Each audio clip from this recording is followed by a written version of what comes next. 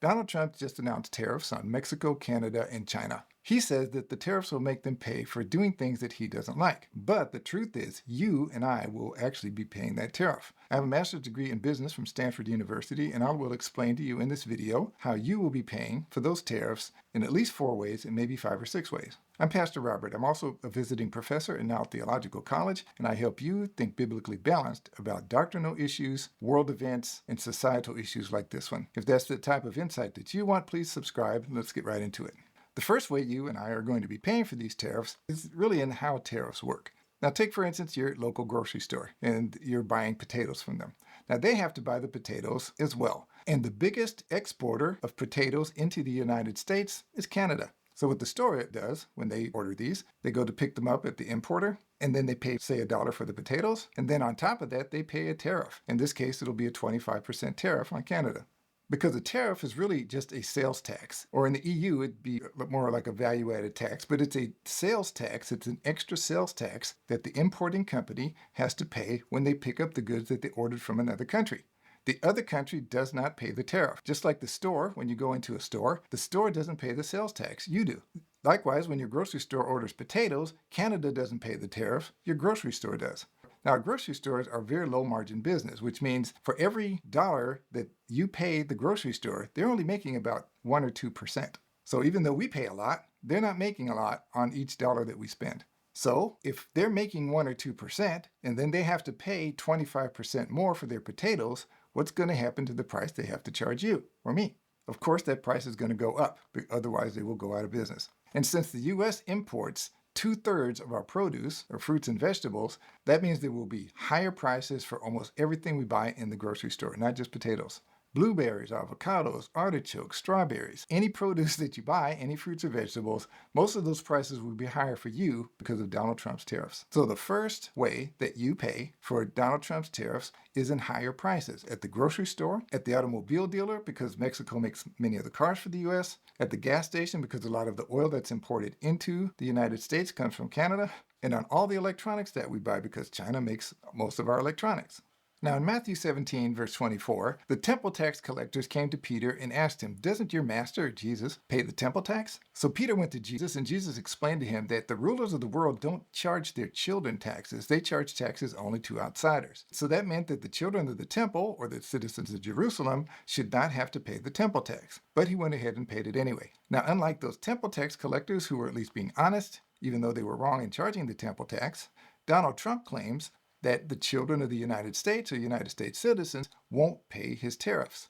But unlike Jesus, whose word can always be trusted, Donald Trump is not telling the truth because you and I will be paying for Donald Trump's tariffs. But if 2/3 of the produce in the United States is imported, that means 1/3 isn't. So can't we just go to the domestic suppliers that grow potatoes here and get them cheaper? So to understand that, let's look at a different example, which is gas stations or petrol stations. If there are 2 gas stations that are on the same corner or a short distance apart, and then one of them raises its prices, what does the other one do? It raises its prices. Why? Because they can. Well, that's the same thing that happens with domestic suppliers. And the reason is that most potatoes or other crops in the United States are not grown on little family farms that want to help the country. They're grown by big, huge agribusiness corporations who want to make as much profit as they can. They are not trying to be charities, and they are not trying to help the nation. So what they do is that they see that the prices of imported potatoes went up 25%. So they know they can raise their prices 5, 10, 15, maybe 20% and still sell their product. So they're going to go in it to maximize their profit. Now, that already happened during Donald Trump's first term, when Donald Trump imposed all these tariffs on China. The price of all the things that China makes for the United States, and that's a huge amount of things, everything from furniture to toys to many other to electronics, all those prices went up.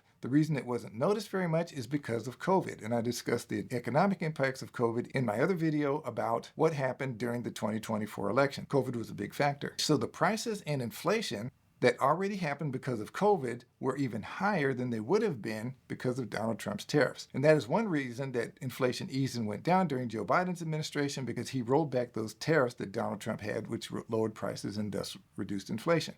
Plus, these big agribusinesses have to import equipment and supplies to grow their crops as well, and they will have to pay tariffs on things they need to produce the grocery store potatoes that we buy.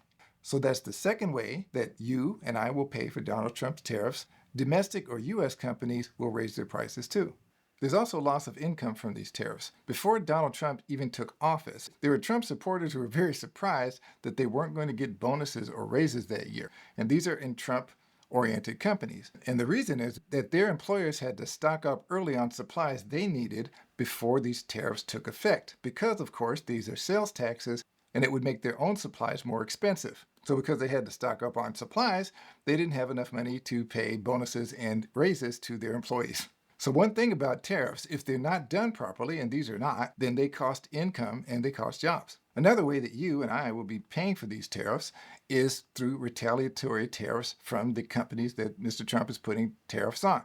And Canada and Mexico and China have already done that. Canada and Mexico have implemented 25% tariffs on U.S. goods, on a wide range of U.S. goods. China has implemented tariffs that they've increased by 10% above the previous level on a wide range of U.S. goods as well.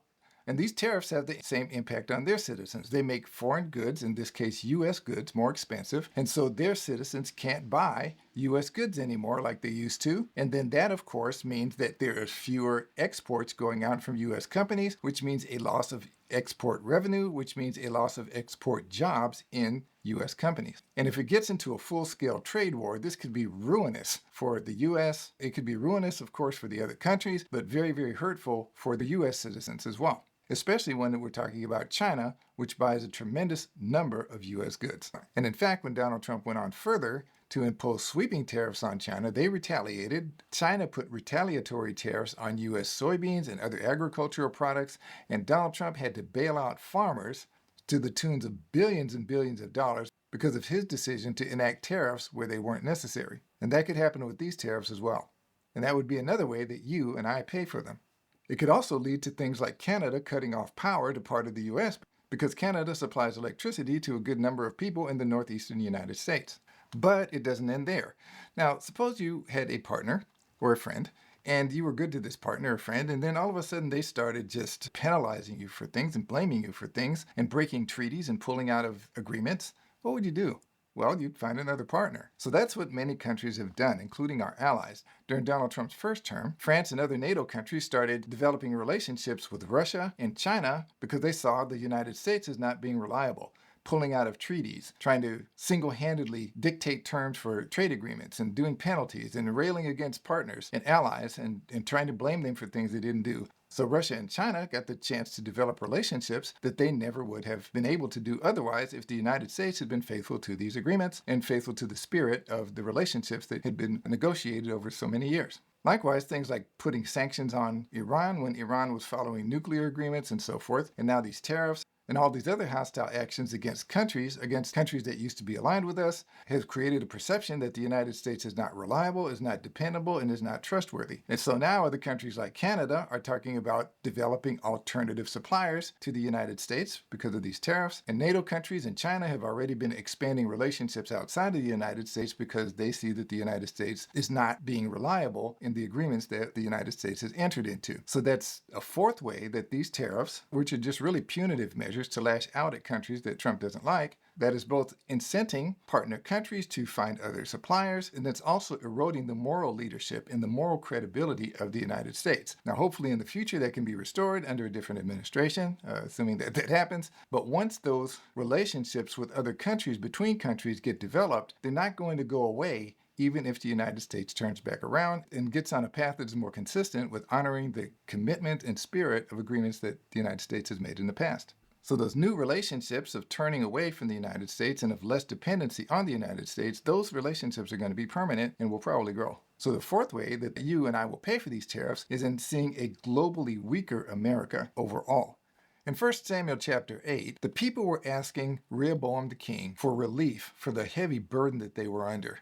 But King Rehoboam had wicked counselors that didn't know what they were talking about and didn't know what they were doing. And so he listened to them and told the people that my little finger will be thicker than my father's waist. And that kind of burden could absolutely come from ill-advised tariffs. The burden on U.S. citizens like you and me would be very heavy indeed. There's one other way that you and I might pay for Donald Trump's tariffs, and that is having to do with his tax strategy. In his first term, he gave a huge tax giveaway to giant corporations and for wealthy individuals like himself.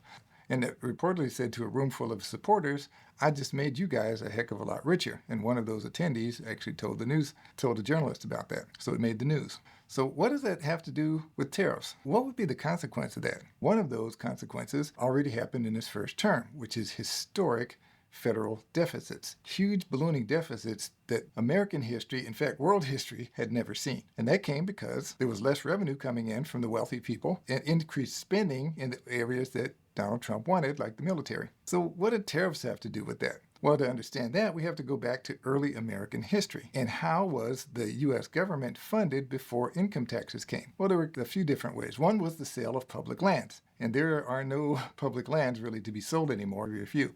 Certainly not enough to support the government. Another one was excise taxes, which is manufacturing taxes on certain products, particularly alcohol, tobacco, and refined sugar. And the third way that the government was funded was tariffs. So there are economists that have floated the idea that tariffs, or sales taxes on you and me, could offset some of the deficits caused by Donald Trump cutting taxes again for the very wealthy. And that's contrary to how the Bible says to do things, because Jesus said, to whom much is given, much more is required. Whereas this tax strategy that Donald Trump has is, to whom much is given, much less is required. So how will this impact you? Well, let's go back to our potatoes. If your potatoes used to cost you $1, and now they cost you $1.25, $1.25, and Elon Musk used to buy potatoes for $1, and they cost him $1.25, who's going to be hurt the most by that increase? It will be you. It won't be Elon Musk. So right now, after 30, 40 years of these type of tax cuts, starting with President Reagan, now 60% of people are working paycheck to paycheck. Ronald Reagan raised it to 20%. Now it's 60%. If your costs go up 25%, say for groceries, or another 10%, that is going to cause massive inflation, the return of inflation, and who's going to suffer more? Is it going to be you or Elon Musk and Donald Trump? It will be you. So that's another way that you and I will be paying for Donald Trump's tariffs. If he takes that approach, and that's not unlikely, is through higher costs for everything, which is a higher inflation. And that is a tax structure where ordinary people pay more than the very wealthy. That is called regressive taxation because it hits the lower incomes harder and ordinary people harder.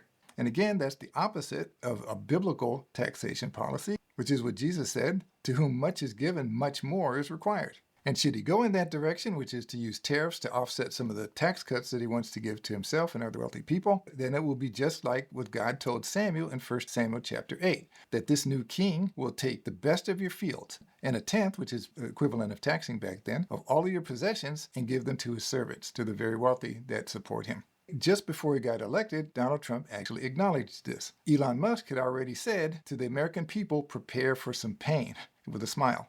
And then later on, Donald Trump actually conceded, yes, these tariffs are going to cause you pain. So that would be a very strong parallel to Israel having chosen a king like this several thousand years ago. Now, before we go on, please like, subscribe, and share this video with others. And thank you very much for that. There are also broader implications of other things that Donald Trump is doing that have serious implications for the future of the United States itself, and perhaps even for God's judgment, and even for how God is going to be dealing with the United States in the future. It may even go into foreshadowing or even happening apocalyptic events. I'll explain that, so please watch these videos for more biblical insight. See you there.